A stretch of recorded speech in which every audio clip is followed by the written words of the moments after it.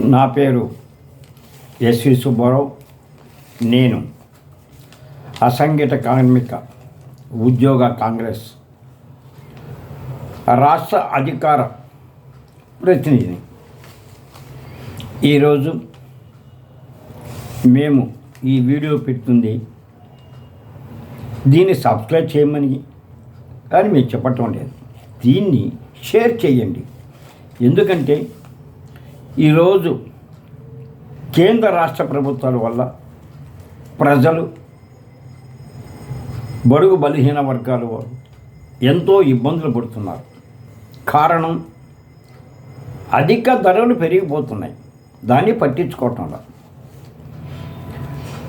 ఈ ధరలు పెరిగిపోవడం కాకుండా ఈ పరిస్థితికి పేదలు బతకలేని స్టేజీలోకి వచ్చారు. అందులో అనేక ఫ్యాక్టరీల్లో పనిచేసి రిటైర్డ్ అయ్యి, లేక లాకౌట్ అయ్యో, లేక నష్టాలు వచ్చి వాళ్ళు నిలుపుదల చేయటం జరిగినందువల్ల ఆ కార్మికులు ఈరోజు రోడ్డును పడుతున్నారు. మరి వీళ్ళేమో కేంద్ర రాష్ట్ర ప్రభుత్వాలు మేము రాయితీలు ఇస్తున్నాము, మేము పథకాలు పెట్టాము కాబట్టి మాకు ఓట్లు వేయండి, మమ్మల్ని గెలిపించండి, మీకు న్యాయం చేస్తాము, పోయిన ఆయన తినేసాడు మేము తినము అని అన్నారు. నిజమే, పోయిన ఆయన తిన్నాడు. చూడండి, ఈరోజు కరెంటు బిల్లు ఇది 4 యూనిట్లు అండి, 324 రూపాయలు వచ్చిందండి. అంటే 4 యూనిట్లకి 324 రూపాయలు వచ్చిందండి. ఇంకొకటి, దీనికి అసలు ఏమీ కాళ్ళ, దీనికి కూడా మామూలుగా మీటర్ ఛార్జ్ చేస్తారు, అది కూడా 300 చిల్లర వచ్చి ఒక ఆయన ఊరికి వెళ్ళాడు. ఏదైతే నెల రోజులు రాకపోతే దానికి 300 వచ్చింది. అంటే మీటర్ ఛార్జ్ చేస్తున్నారు, సప్లై ఛార్జ్ చేస్తున్నారు, తర్వాత వచ్చి కరెంటు బిల్లు తీసుకొని ఛార్జ్ చేస్తున్నారు. ఈ గౌడు కాకుండా పోయిన గత సంవత్సరాల్లో ఎప్పుడో 2023, 2022, 2021, 2024 అని బిల్లులో చూపిస్తున్నారు. ఈ బిల్లులు ఆ రోజు మేమంతా కరెంటు బిల్లు కట్టలేదా? కరెంటు బిల్లు కట్టకపోతే ఆ యొక్క కరెంటు డిపార్ట్మెంట్ వాళ్ళు, ఎలక్ట్రిసిటీ బోర్డు వాళ్ళు మాకు కనెక్షన్ కట్ చేయకుండా ఉండారా? ఇటువంటి పరిస్థితుల్లో మీరు మాపై అధిక భారాలు నిత్యావసరాలు పెరిగిపోతున్నాం, మరి కరెంటు బిల్లులు వేస్తున్నారు. ఇది ఎప్పటికీ? దీనికి విముక్తి ఎప్పుడు? అసలు విముక్తి ఉందా లేదా? ఎవరో ప్రభుత్వంలో తప్పు చేశారంట, ఆయన ఏదో దోచుకున్నారంట. ఆయన దోచుకున్నారు కాబట్టి, ఆయన తప్పు చేశారు కాబట్టి ఆయనకు 11 సీట్లు ఇచ్చారు. మరి మీకు ఎక్కువ సీట్లు వచ్చినాయి కదా, మీరు అధికారంలో ఉండరు కదా, మీకు ప్రతిపక్షం లేదు కదా. మీరు కూడా ఈ విధంగా పేద ప్రజలు దోచుకుంటారా? అమ్మఒడి అన్నారు, వృద్ధాప్య పెన్షన్ అన్నారు. వృద్ధాప్య పెన్షన్ అయ్యా నిబంధనలు ఏందండి? వృద్ధుడా అంటే బాబు అంటే నిబంధనలు. ఆయన ఎవరో వాళ్ళ అబ్బాయి అక్కడ గవర్నమెంట్ ఉద్యోగం చేసి ఈయనకి పెన్షన్ కట్టు, ఏదో 300 యూనిట్కి వస్తే ఈయన పెన్షన్ కట్టు, ఈ విధంగా చేసి వృద్ధాప్య పెన్షన్ కూడా లేకుండా చేశారు. ఇది మీ ప్రభుత్వం చేస్తుంది. ఒకనాడు కాంగ్రెస్ వాళ్ళు బడుగు బలహీన వర్గాల వారికి కోసంగా బ్యాంకులను జాతీయం చేశారు, చేసి వాళ్ళకి రుణాలు ఇప్పించారు. మరి ఆ రోజు బ్యాంకులు జాతీయం చేసినప్పుడు కూడా మీ పార్టీలు ఉన్నాయా? ఒకవేళ లేవుగా వల్ల ఇందిరమ్మ గారు దున్నేవాడిదే భూమి అన్నారు.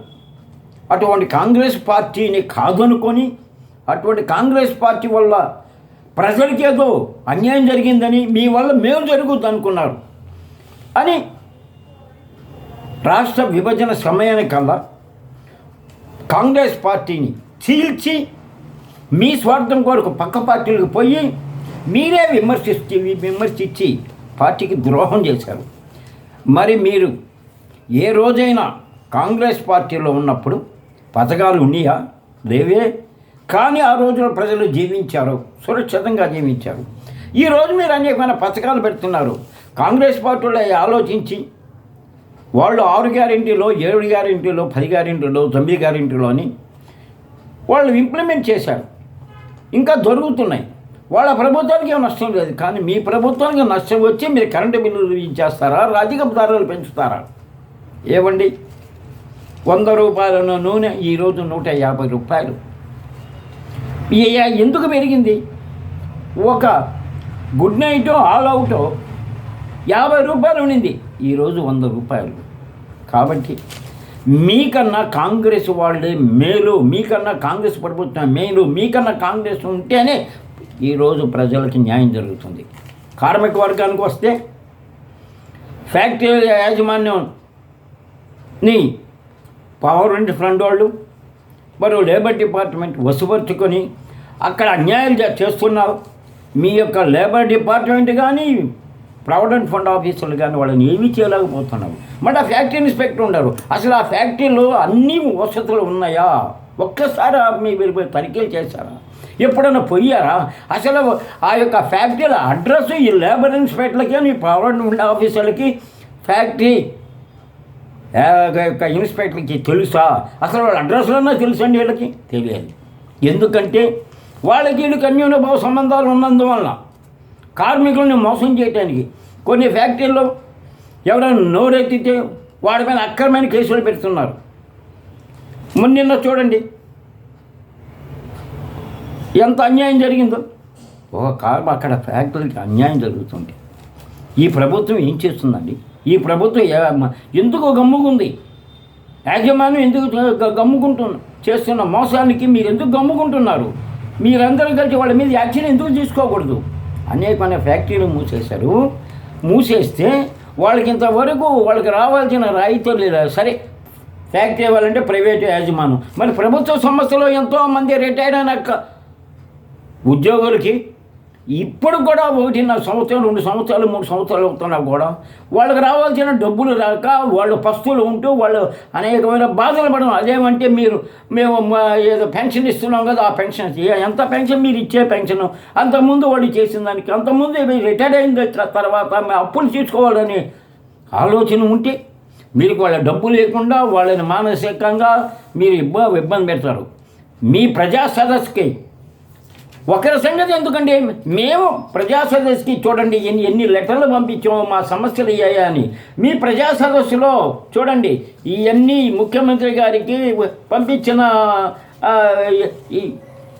ఇవన్నీ ముఖ్యమంత్రి గారికే పంపించాం, కానీ యాక్షన్ లేదు. ఎందుకంటే మళ్ళీ మీరు చెప్తారు ఆయన చేశాడని నిన్ను గెలిపించాం, ఆయన చేశాడని. మీరు కూడా తప్పిదం చేస్తున్నారు.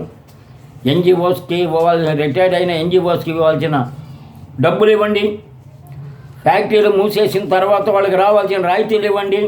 ఫ్యాక్టరీ ఇన్స్పెక్టర్ని తర్వాత ప్రావిడెంట్ ఫండ్ వాళ్ళు, తర్వాత లేబర్ డిపార్ట్మెంట్ ఫ్యాక్టరీలకు పోయి చెక్లు చేయమనండి. వాళ్ళు ఎవరు చెక్ చేయరు, వాళ్ళు ఏమైనా పట్టించుకోరు. ఎందుకంటే వాళ్ళకి రావాల్సి మరి ఏమన్నా రికమెండేషన్లతో ఏందో అది వాళ్ళు అసలు పట్టించుకోవటంలో. కొన్ని ఫ్యాక్టరీలు 14 గంటలు పనిచేయిస్తున్నారు. ఎందుకు?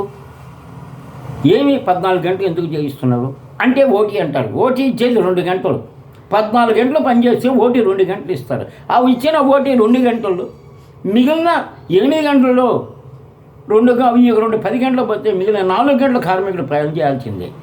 కొన్ని ఫ్యాక్టరీలో ఆడవాళ్ళకి రాత్రి పూట పని చేయించకూడదు, కానీ పని చేయిస్తున్నారు. వాళ్ళని అడిగిన కార్మికుడిని మీరు హింసలు పెట్టి అక్రమ కేసులు పెడుతున్నారు.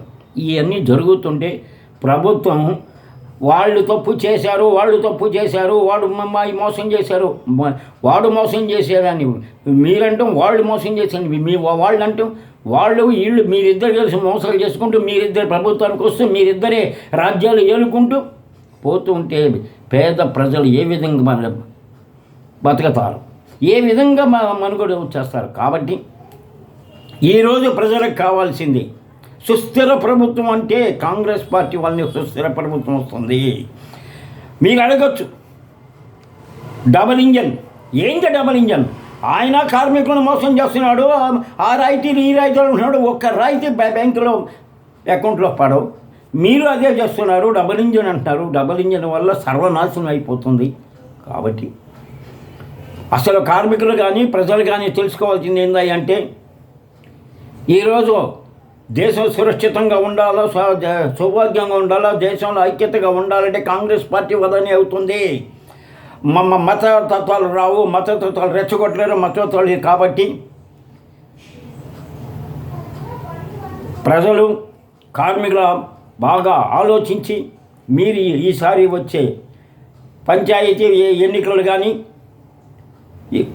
మున్సిపల్ కార్పొరేషన్ ఎన్నికలు కానీ వస్తే కాంగ్రెస్ పార్టీకి మద్దతు ఇచ్చి ఈ యొక్క అవినీతి పరిపాలన చేస్తున్న ఈ యొక్క పార్టీలని ఇంటికి పంపించాలని మనవి చేస్తూ సెలవు తీసుకుంటున్నాం. మరొకసారి చెప్తున్నాను, మేము యూట్యూబ్లో పెట్టి ఇంత డబ్బులు సంపాదించుకోవడానికి కాదు. మా యూట్యూబ్ ఏంటంటే ప్రజల్లో చైతన్యం తీసుకొని రావడానికి కోసంగా మీరు షేర్ చేయమంటున్నాము, కానీ మిమ్మల్ని సబ్స్క్రైబ్ చేయమని చెప్పడం లేదు. నమస్తే.